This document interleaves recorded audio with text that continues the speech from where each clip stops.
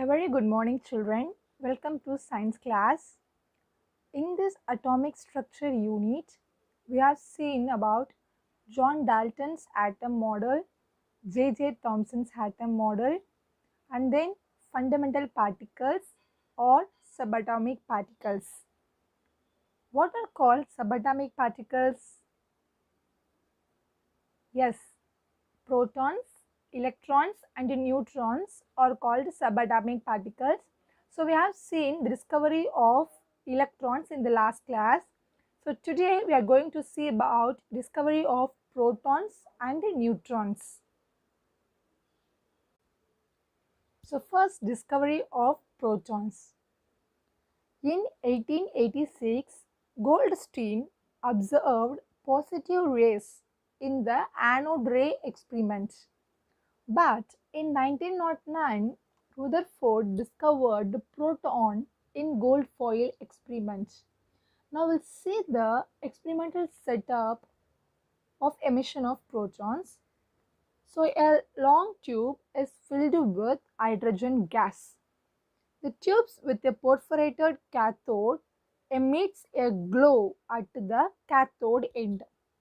Anode rays were found as a stream of positively charged particles because anode rays are positively charged particles.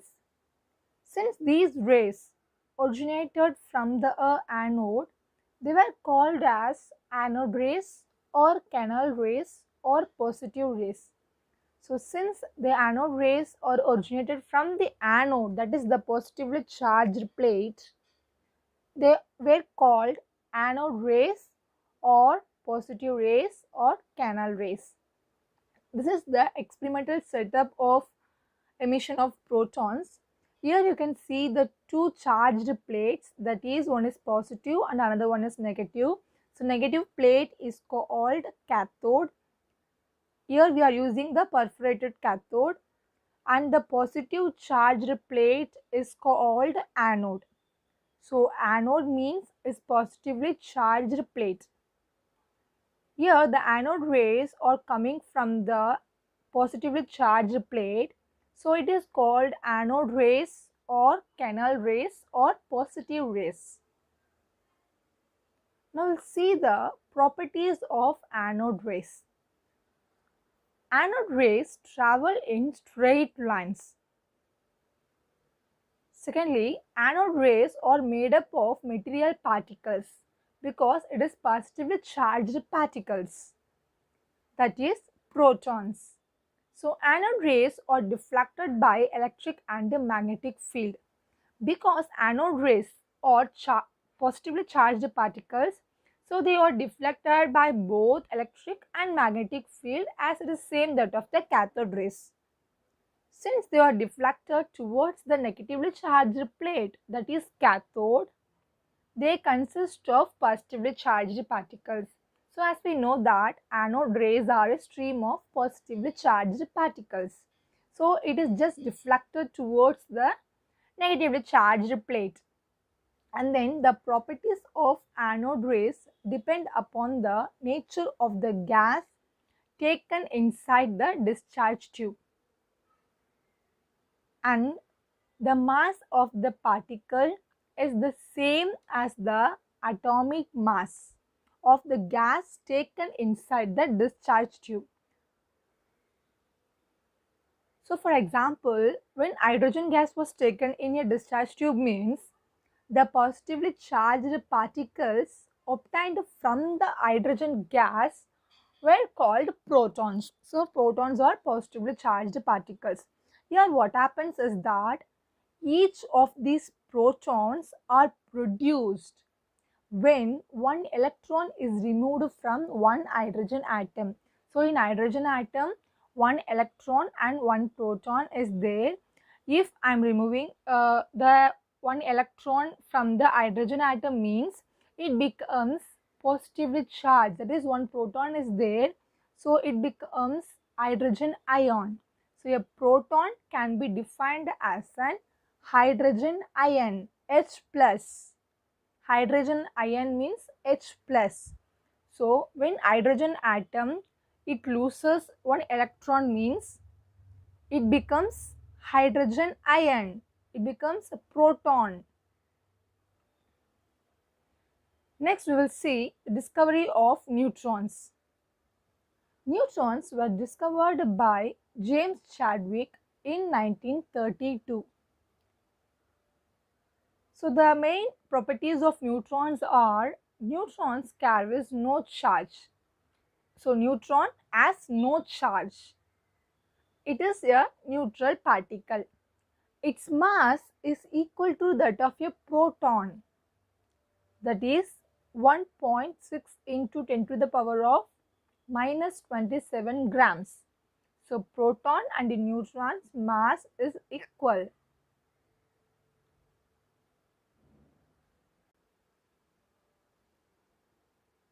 Next topic is chemical equation.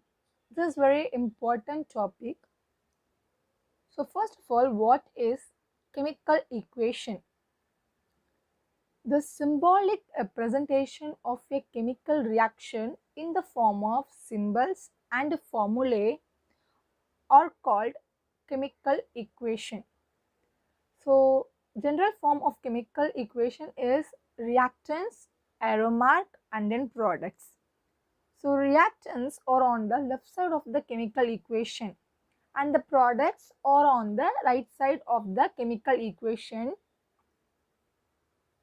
So here some of the examples are, here in the first example you can see the left hand side are called reactants and the right hand side are called products. Center aromatic is there. So this is the chemical equation. Now we'll see what is skeleton equation. So chemical equation which is unbalanced, which means number of atoms on either side of the equation is not equal. It is called skeleton equation. I repeat it, chemical reaction which is unbalanced, which means no balancing of atoms on either side of the equation is called skeleton equation. So steps in writing the skeleton equation, first of all you have to put the symbols and the formulae on the left hand side with plus symbol. Secondly, you have to put arrow mark at the center. Thirdly, symbols and formulae on the right hand side. You have to put the product on the right hand side. Suppose if the product is gas means you have to put upward arrow. If suppose the product is precipitate means you have to put downward arrow. These are the conditions to write the skeleton equation. Okay, so skeleton equation means which is unbalanced equation. For example, here Mg plus O2, they are reactants. After that aromatic, and then in the product side, that is on the right hand side, it is MgO. Here you can see that Mg means magnesium. So number of magnesium atom here is 1 plus O2. So O2 means oxygen, it has 2 atoms, that is on the reactant side.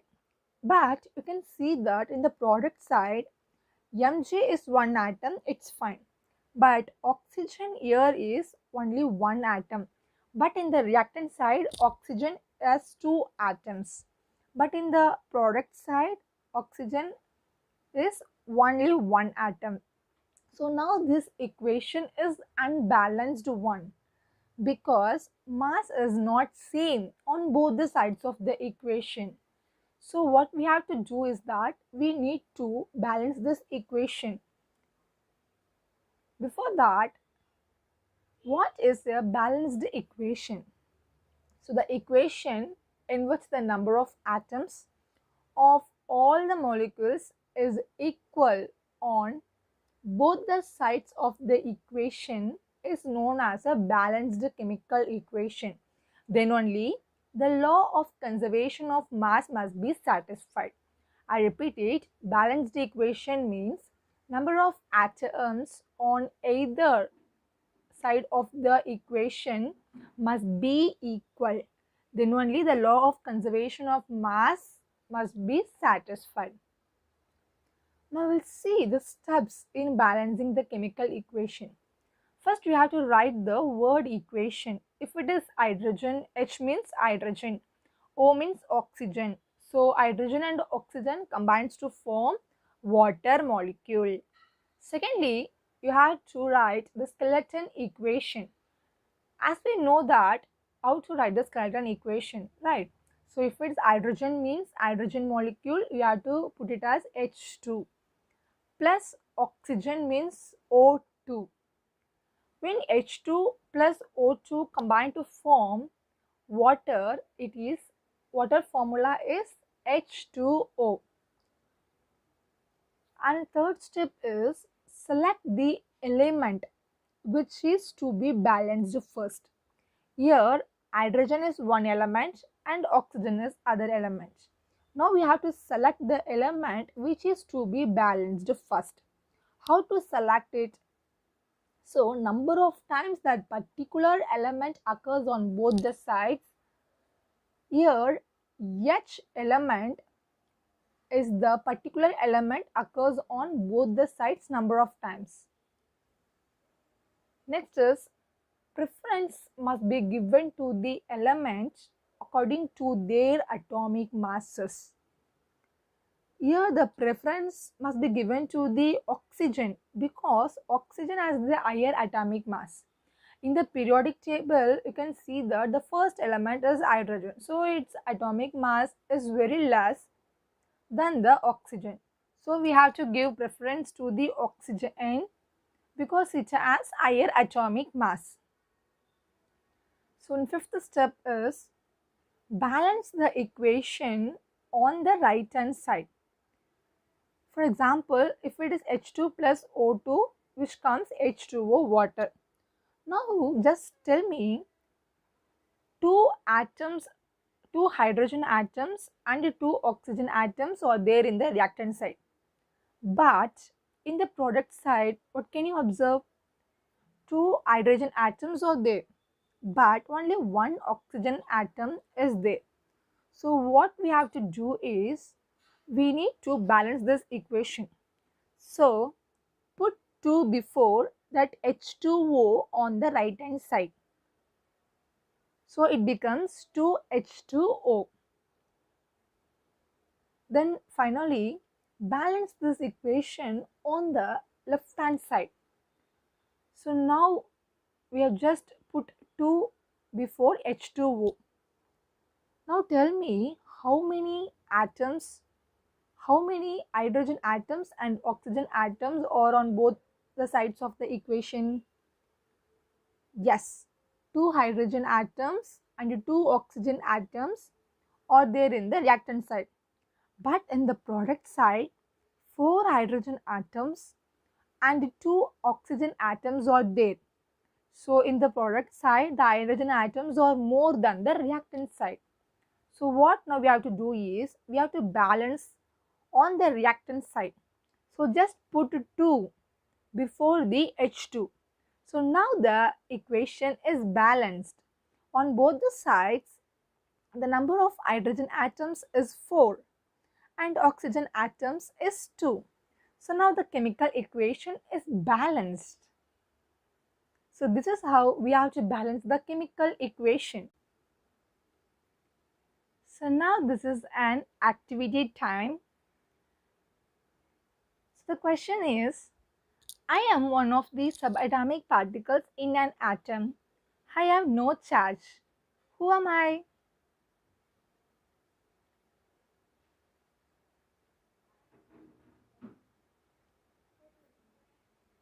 Yes, it is neutron. Secondly, this is the match the following. So proton, who discovered the proton, who discovered the neutron, and who discovered electron?